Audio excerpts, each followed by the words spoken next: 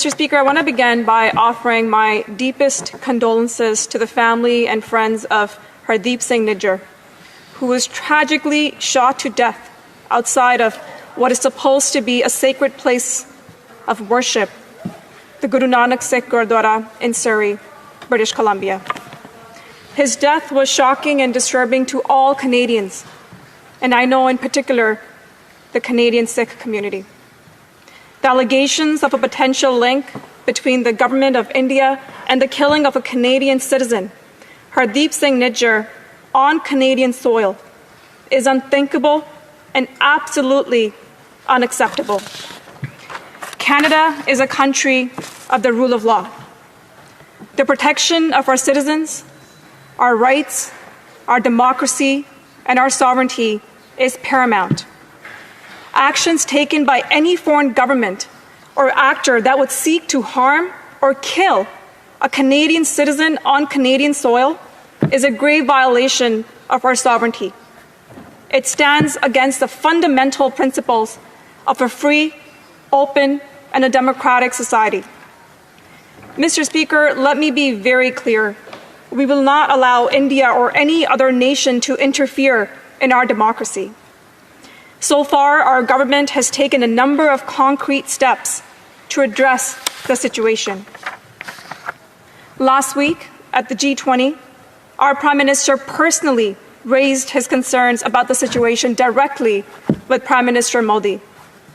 Yesterday, our Foreign Minister expelled a top Indian diplomat from Canada. Our security agencies are conducting an extensive investigation to ensure those responsible are held accountable. And as the situation evolves, our top priority, Mr. Speaker, remains ensuring the safety of Canadians at home and abroad. Mr. Speaker, I want to take a moment to now speak directly to our communities here in Canada, which for the last few days I've had a number of conversations, including in my community of Brampton West. Mr. Speaker, I want them to know that our government is listening. There is no denying that this is an extremely difficult time for families right across the country, within diasporas, communities across this country. And as the Prime Minister said yesterday, our government knows that many in our community may be feeling angry or even frightened right now. But we also know is that our community is resilient, our community is strong, and our community will get through this together. This is the time for unity. Right now, we as Canadians, regardless of our political stripes, our faith, our race, or religion, must unite and be steadfast in our values as Canadians. Our values of freedom, of acceptance, of democracy, and above all, Mr. Speaker, of fundamental belief in the rule of law.